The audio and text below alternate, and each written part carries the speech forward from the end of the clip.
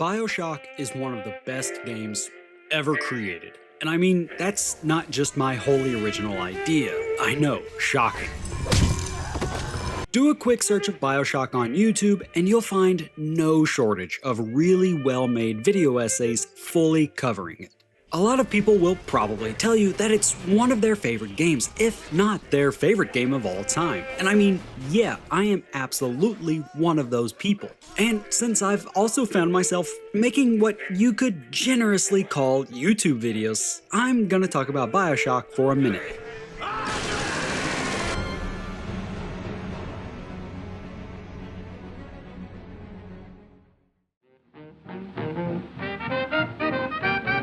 Released all the way back in 2007, Bioshock was released not just on PC, but also the Xbox 360 and almost a year later on the PS3, and that was sort of a big deal. Because while Bioshock is first and foremost a first-person shooter, it also has a lot of RPG mechanics typically associated with PC games. You expect me to believe that, maggot? Like character and weapon progression, and levels that allow you to choose how to navigate and interact with them. I mean, do you lay traps and wait on enemies to approach? Do you go in guns and hands too, I guess, blazing? Or do you let turrets and drones do all the work after a little hacking? A hacking minigame, by the way, that saw you laying more pipe than Super Mario if he also worked in the adult movie industry. Of course, the way the action and RPG mechanics, as well as the level design, are smashed together is what us premium gamers would call an immersive sim. And while Bioshock wasn't the first MSim by any means, I think we can definitely thank it for other great games that we got, like Dishonored and Prey. There were also moral choices in Bioshock, and yeah, while super simple, still led to a different outcome depending on what you did with those little sisters. Something that I'm now realizing as I say out loud is probably gonna have law enforcement breathing down my neck. But to have all those mechanics on a console shooter was pretty unique at the time. Fallout 3 wouldn't even come out for another year, and when it did, despite blowing up the scene and being really well received by pretty much everyone, myself included, was still far inferior to Bioshock, at least when it came to actual combat. I mean, don't get me wrong, I love Fallout 3, but that combat has not held up nearly as well as Bioshock has. And even beyond combat and RPG mechanics, Bioshock was just an incredibly immersive experience thanks to the city of Rapture and the story that you were experiencing within it. Rapture was just this incredibly believable environment. A city at the height of engineering and artistic marvel, but existing in this state of absolute decay, the result of greed, hubris, and people mainlining what appears to be Mountain Dew Code Red just so they could shoot bees out of their hands or something.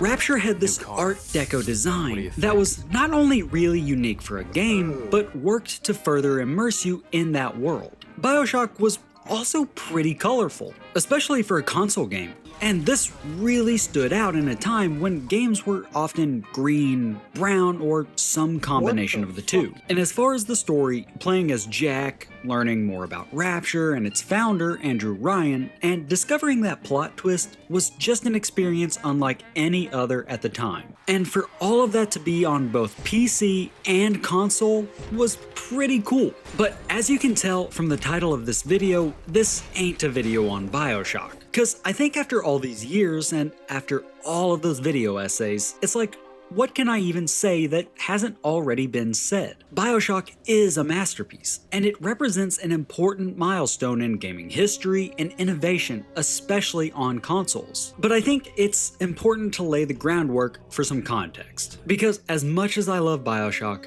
I actually think the best Bioshock game would come out just a few years later.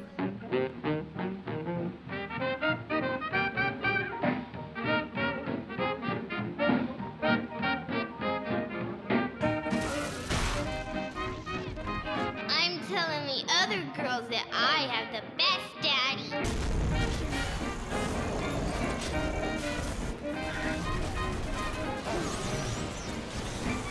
It's me, Eleanor. I know you're awake in there. Bioshock 2 is my favorite Bioshock. And I actually haven't always felt that way. I definitely remember when it came out and just kind of thinking, I've seen all this before. Seeing Rapture a second time just didn't have the same impact as it did in 2007. But 15 years later, I've not just come around to Bioshock 2, but it's actually become my favorite of the franchise. So let's take one of those fancy bathyspheres back down to Rapture and revisit what I believe to be the best Bioshock.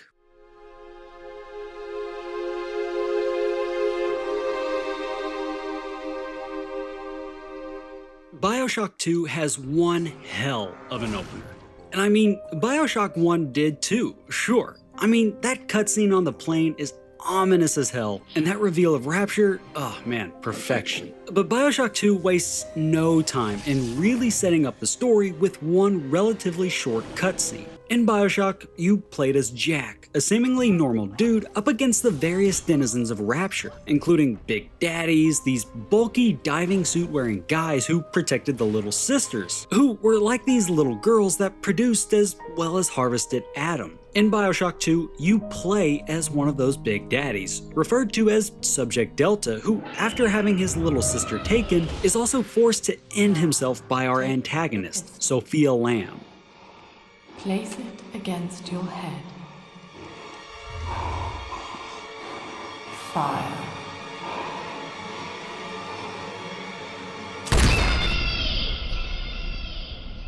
Revived 10 years later and 8 years after the events of the first game, you begin your journey to reunite with your little sister, Eleanor. Typically, these guys might just sort of wander around, making those groaning sounds until they can find a new little sister, but you're no normal Big Daddy.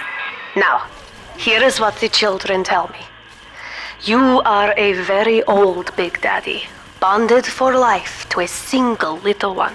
Subject Delta is actually one of the older models and is permanently linked to a single little sister, in this case Eleanor Lamb, daughter of antagonist Sophia Lamb. So you've got to be reunited before he ends up, sleeping with the fishes.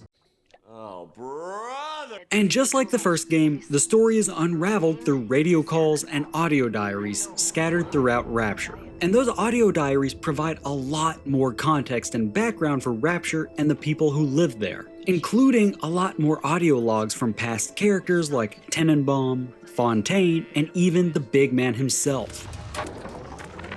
Nothing bad can happen, it can only good happen. Now, while characters like Fontaine and Andrew Ryan don't make a return, mostly because Jack was doing that whole golf club execution thing before it was even cool, Tenenbaum does make a return. Bridget Tenenbaum was one of the lead creators of the Little Sisters, and the last time we saw her, she looked like this.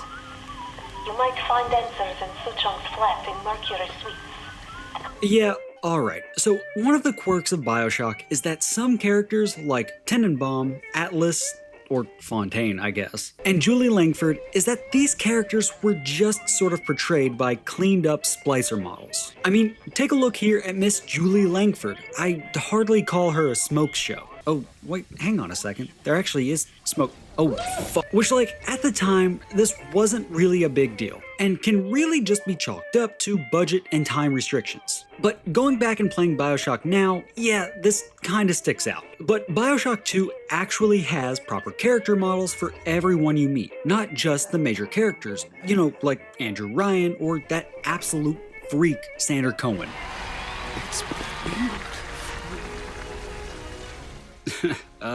Whatever you say, dude. Okay, cool, but what about characters other than their looks? I love the characters in Bioshock, especially Sander Cohen for how over the top he can be. Oh, God, you sick fuck, let me out of there! Calm down now, little more. But I think Bioshock 2 has memorable characters of its own that, just like the rest of the game, never really get brought up when we talk about the series as a whole. Everyone remembers Sander Cohen and his garbage poetry. I hop, and when I hop, I never get off the ground. It's my curse. And we all remember Elizabeth from Bioshock Infinite for being a genuinely good companion that we never once had to ask to sit in a trash can while we, beat up the local residents. But I think Sophia Lamb, the antagonist of Bioshock 2, is a really freaking good character. Lamb was a psychiatrist brought to Rapture by Ryan, but after clashing over different ideas of what a utopia should exactly be, she was imprisoned, but not before establishing a sort of cult who refer to themselves as the Rapture family. And after the death of Fontaine and Ryan at the hands of Jack, she moved to fill that power vacuum. She restarted the Little Sister program, even going so far as to kidnap girls off the surface and turn some of them into big sisters. And I will get to them in a bit, because boy, they are certainly something.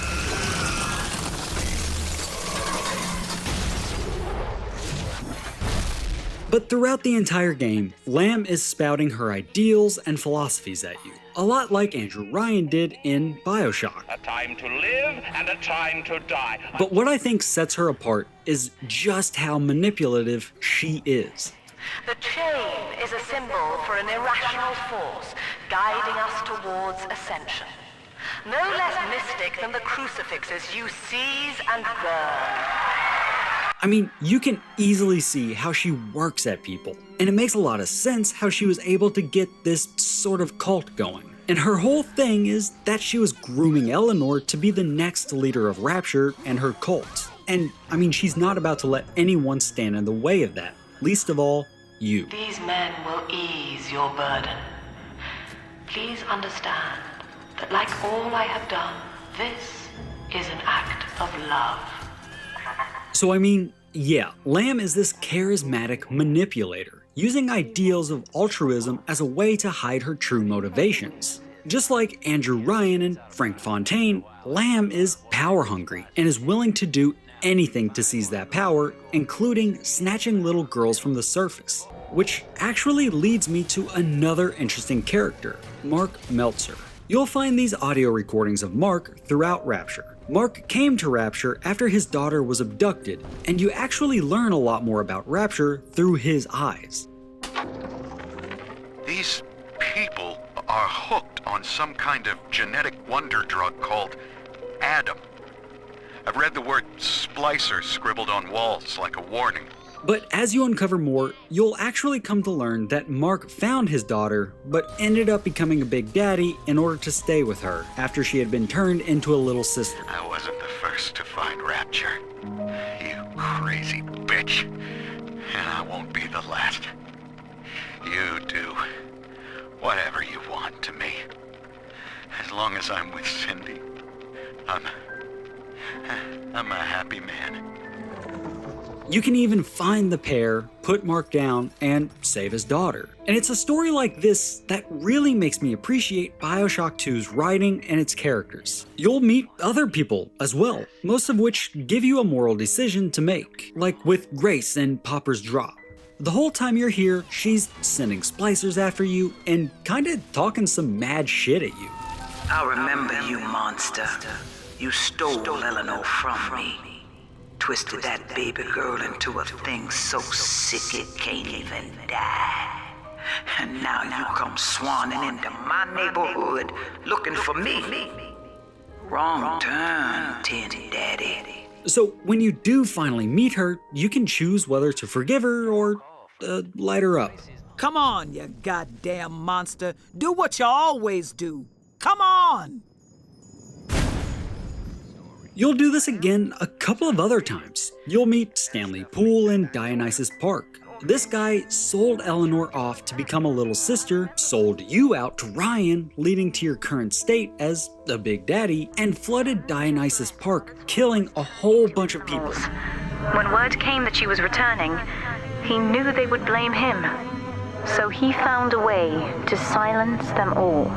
And again, you can choose whether to kill him or forgive him. Then there's Gil, who, despite currently living in a fish tank and, being named Gil of all things, isn't a fish, but is actually Gilbert Alexander, a scientist working with Lamb. This guy was one of the main contributors to creating the Big Daddies. And after using himself as a test subject, he's become a literal monster in that tank and requests that you kill him, while his insane alter ego flies around, hindering you at every opportunity. In the end, you can choose to grant him the mercy of death or leave him there to suffer. And all of these have an effect on the ending. If you save all the little sisters and show mercy to all of the NPCs, you'll get the good ending in which Eleanor saves Lamb from drowning and escapes with your consciousness and all of the little sisters. And I absolutely love this ending.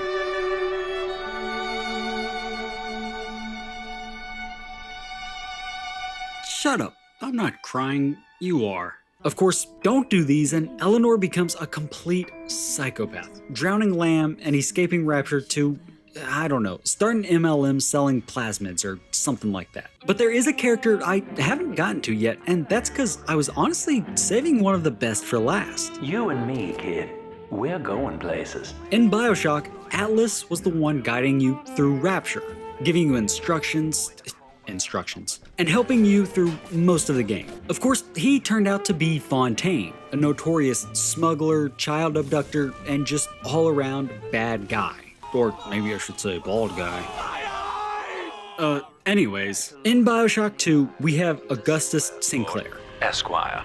Yeah, that. Sinclair is a businessman and has had his hand in a little bit of everything, including liquor, toys, and he even owns the Sinclair Deluxe, which is an affordable housing unit in Pauper's Drop. And what sets him apart from Fontaine/Atlas, aside from having hair, is that you know pretty much from the jump that Sinclair is kind of a sleazy guy.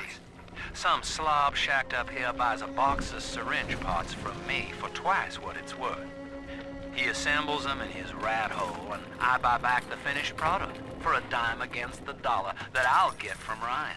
Profit coming, profit going. But despite being a little shady, he still helps you the entire way through, even when he gets kidnapped and turned into a Big Daddy. And where in Bioshock I always look forward to ending Ryan and Fontaine, or even killing Comstock in Infinite, taking down Sinclair never feels good. Cause while those other guys are selfish and power hungry and sort of get what they had coming, Sinclair dies trying to do the right thing. So long, kid. Thank you. So all in all, I love the actual story of Bioshock 2, learning about the continued decay of Rapture, Sophia Lamb and her cult, and Eleanor Lamb. Then the smaller stories, like with Mark Meltzer, Grace Holloway, Stanley Poole, Gil Alexander, and especially Sinclair. And this still has my favorite ending out of the entire series, with Eleanor escaping Rapture with the rest of the little sisters, somewhat closing the book on Rapture's story. Of course, we would go back to Rapture in Bioshock Infinite, but you get my point. And Rapture really is a place that I'm always more than happy to go back to. The city itself is a huge reason why I replay these games so often. Bioshock's Rapture is one of those environments in gaming where your imaginations can really start to take off when you get a look at the city through one of those windows. A window which is probably leaking, by the way, which that can't be good, right?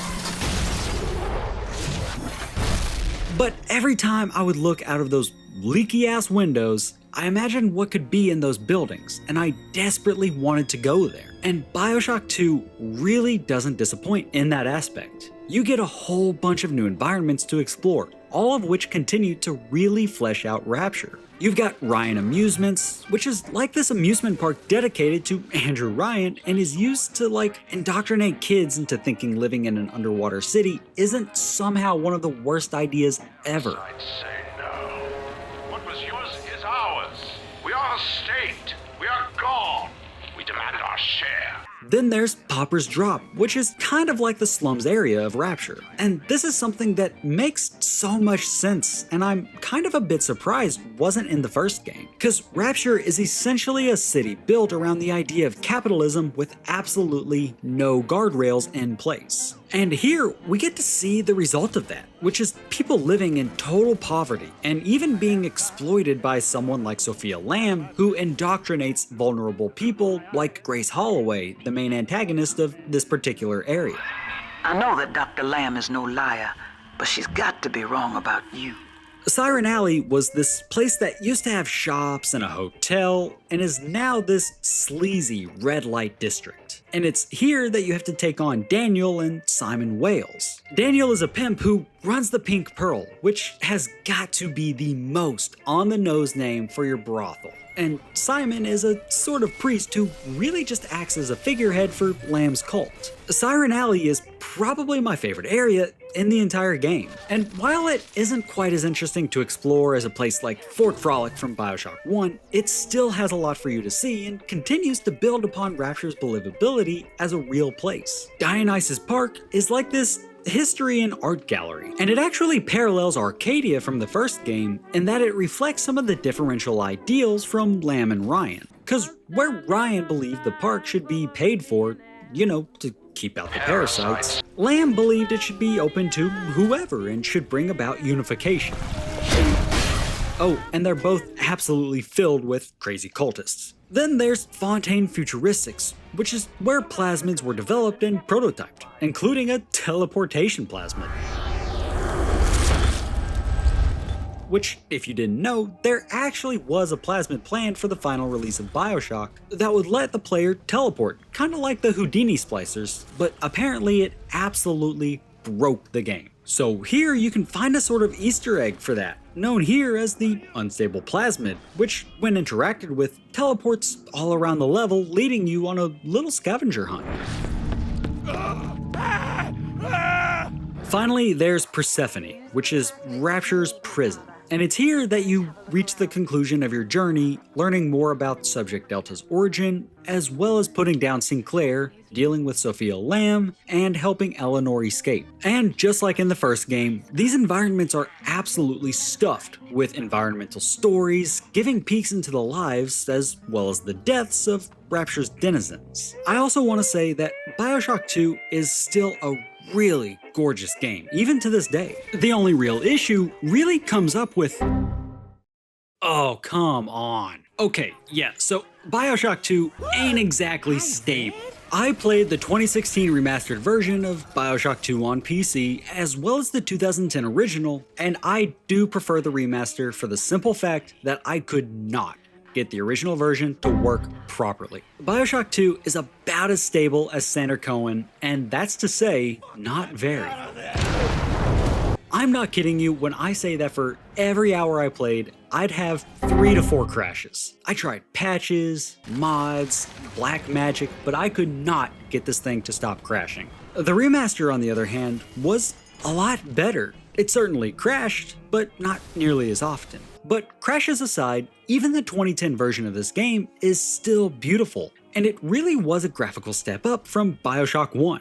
I already mentioned that the characters have actual models now rather than being, cleaned up splicers, but it's also worth pointing out that the little sisters were cleaned up as well, and actually resemble little girls now rather than whatever the hell was going on in the first game. Thank you, mister. 2010 gave us a ton of great looking games. And that year alone, we had Mass Effect 2, Super Mario Galaxy 2, Halo Reach, and Red Dead Redemption, all of which hold up thanks to some pretty great art direction, and Bioshock 2 is no exception. I previously said that seeing the city of Rapture through its leaky ass windows made me want to explore and see more of what Rapture had to offer. And that's still the case, but now looking through these windows reveals a Rapture with buildings literally collapsing with exposed beams and collapsed towers. A city under the sea holding on to its last breath before drowning. Bioshock 2 also uses lighting to great effect. Bioshock featured dynamic shadows that added another layer of immersion to the experience, and Bioshock 2 does the same, with you able to see the shadow of Delta in front of light sources, and you're even able to see the little sister clinging on to you if you have one with you. Adorable. But alright, that's enough about Rapture. Let's get into the what the hell is that sound?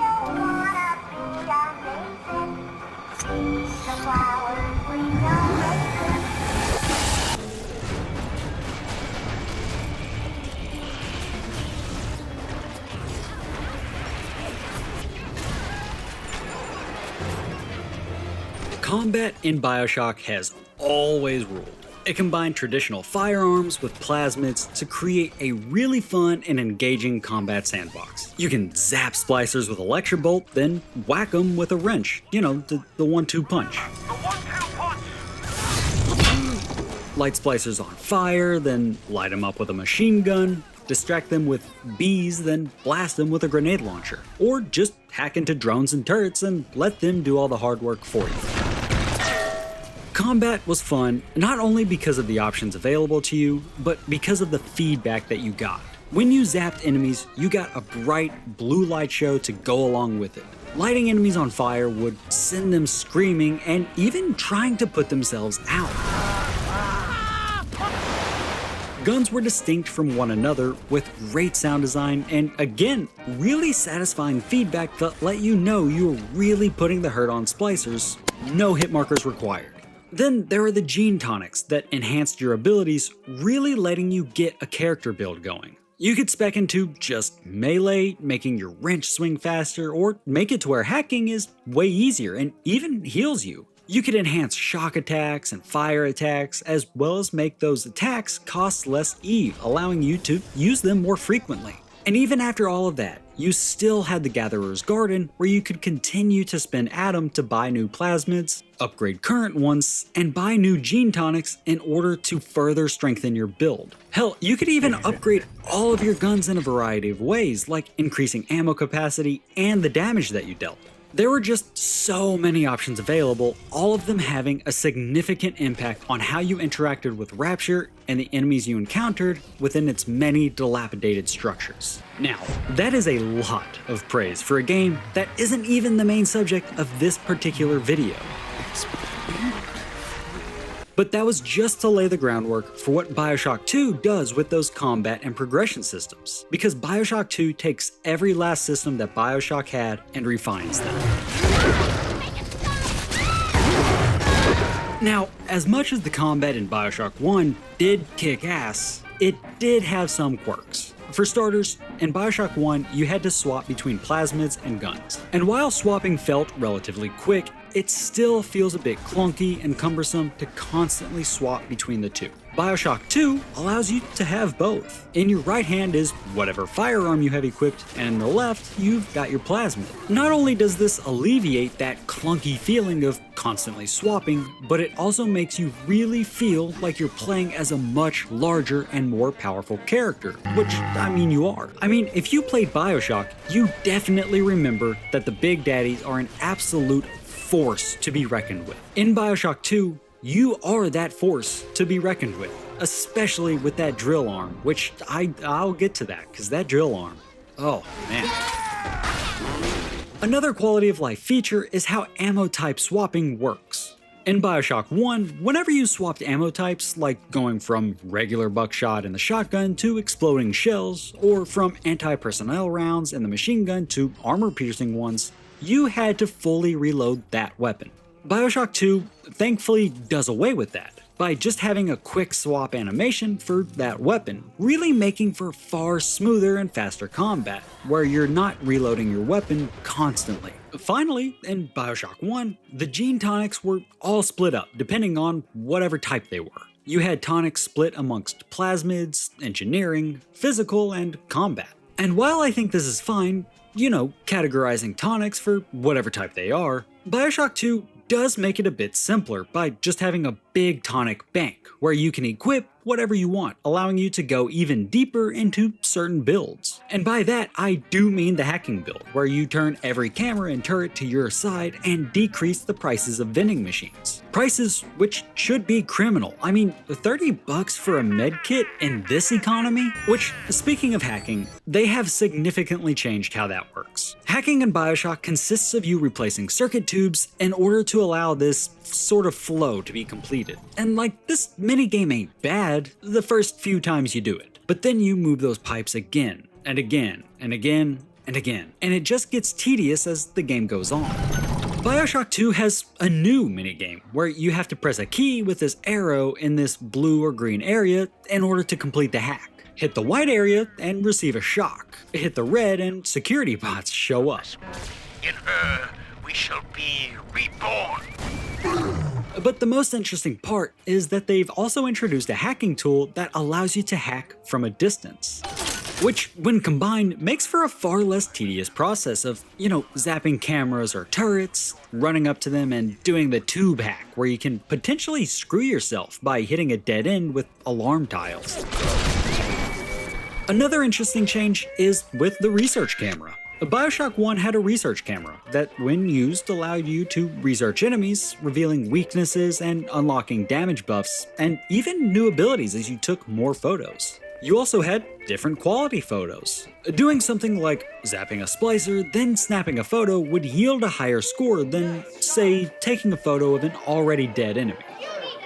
Bioshock 2 uses the same concept, but actually weaves it into the combat itself. So now, rather than snapping photos in between attacks or prior to combat, you can start the camera at any time, then record as you fight, gaining a higher score by using a variety of attacks. So when you put all of these mechanics together, dual-wielding plasmids and guns, faster hacking that allows you more freedom of movement, quick-swapping ammo types, and even a more combat-oriented camera, you can kinda see that it all works in service of what is a far more demanding combat sandbox. Bioshock 1 had some set pieces, like this fight in Fort Frolic, where you'd fight maybe a dozen enemies all together, but only 2 or 3 at a time. Bioshock 2 will throw way more enemies at you. Like, holy shit. You will have to use every tool at your disposal, especially on hard. Which, I haven't even touched on the weapons themselves yet. Bioshock 2 brings back pretty much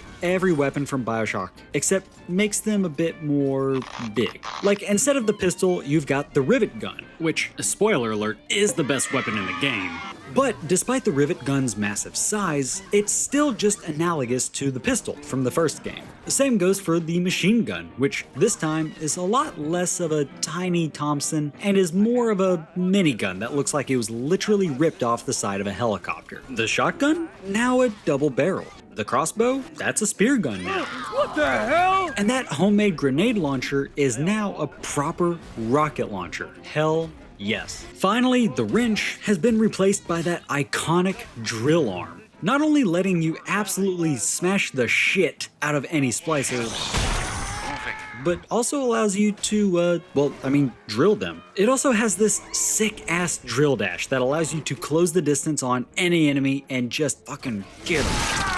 But even if you aren't using the drill, you can still bash the hell out of enemies with whatever weapon you have equipped. What's really cool too is that the Power to the People upgrade machines are back, offering those substantial upgrades, but this time you can unlock a unique third upgrade for every weapon. You can make the rivet gun fire rounds that ignite enemies. The shotgun can electrocute enemies after so many shots, and the machine gun can ricochet rounds. And then you have the plasmids, which are mostly just returning ones from the first game.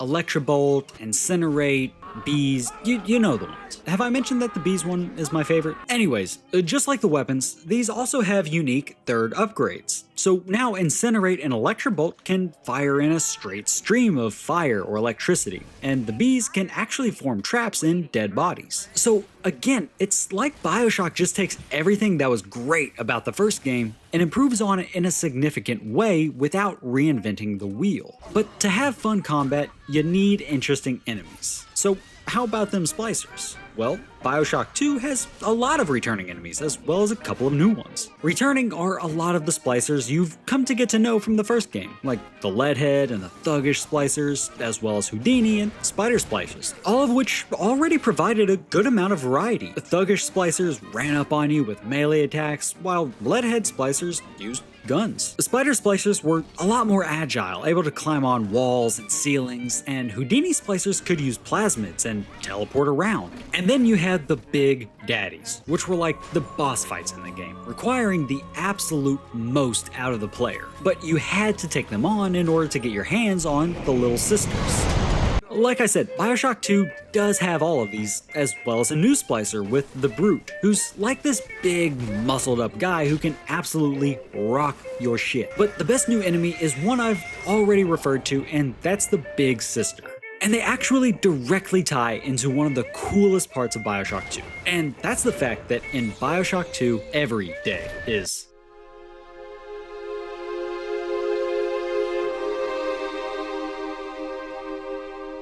one of the biggest parts of Bioshock was the Big Daddies, the Little Sisters, and how you interacted with them, which, yeah, was usually with violence. But before being met with violence, they'd walk around while the Little Sister harvested Adam from corpses. You'd then kill the Big Daddy and save or harvest that Little Sister. In Bioshock 2, as the Big Daddy, it is now up to you to protect those Little Sisters while they harvest Adam. So you'll actually steal a Little Sister from a Big Daddy and walk them to 2 corpses that they'll lead you to, where you can then get to play what is essentially a tower defense game. Splicers will rush in from every angle while you try to not only keep them away from your little sister, but also just kinda try to survive. These sections offer up some of the hardest combat scenarios in the entire game, where it really is just throwing a dozen enemies at you at once, making it feel like we're playing Doom Eternal all of a sudden.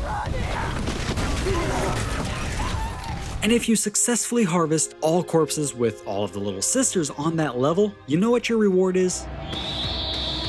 Getting your shit absolutely pushed in by the Big Sister. These girls are fast, hit harder than a Big Mac truck, and are just super tanky. There were times when I'd hold off dropping off that last little sister just to make sure I was even prepared to take them on. Even when getting my, shit pushed in, being a Big Daddy is still kinda worth it. Bioshock 2 does a fantastic job at actually making you feel like the protector for the little sisters and get a bit of an actual bond going. Cause not only can you see them on your back with the dynamic shadow system, but they also react to you in combat and even cheer you on. Ooh, marshmallow! And what's even cooler is that later on in the game, you get to see Rapture through the eyes of a little sister, giving you an entirely new perspective on what is otherwise the world's fastest growing pile of junk. Yeah, Atlas, dude, that's what I said. Anyways, it's here that you get to see how the little sisters view your actions, with statues portraying those moral choices that you've made along the way. Moral choices that, while do make for thematic significance in the story, especially if you choose to show mercy to everyone, also leaves a bit to be desired, specifically in how Bioshock 2 handles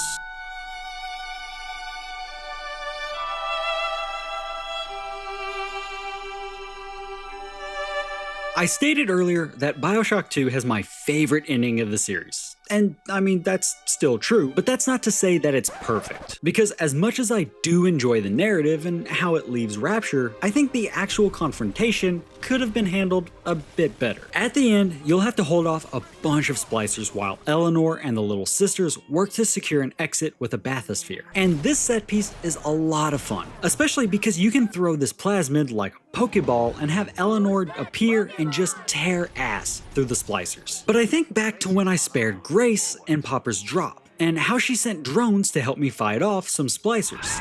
These whirlybirds are custom jobs by an old friend. I'm afraid this is all I can do.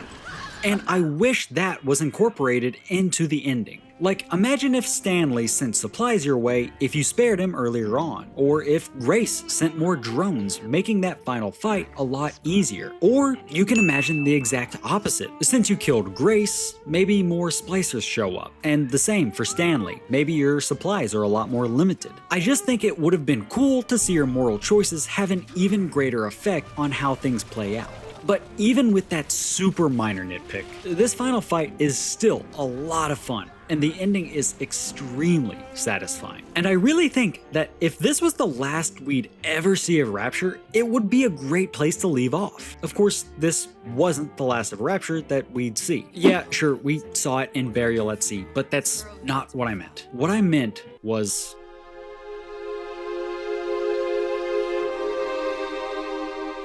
Minerva's Den is one of the best DLCs I've played. And it comes from that time when we were getting a lot of really fun and interesting single-player DLCs in games. I'm talking stuff like Undead Nightmare, all the DLCs for Grand Theft Auto 4 like The Ballad of Gay Tony and Lost in the Damned, and all the DLC for Fallout New Vegas. Hello there. Welcome to Minerva's Den. Taking place at around the same time as the base game, Minerva's Den sees you take the role of Subject Sigma, a big daddy sent by Tenenbaum to Minerva's Den, which is Rapture's central computing hub. Your goal is to get in, get information on the Thinker, Rapture's central computer, and escape with Tenenbaum.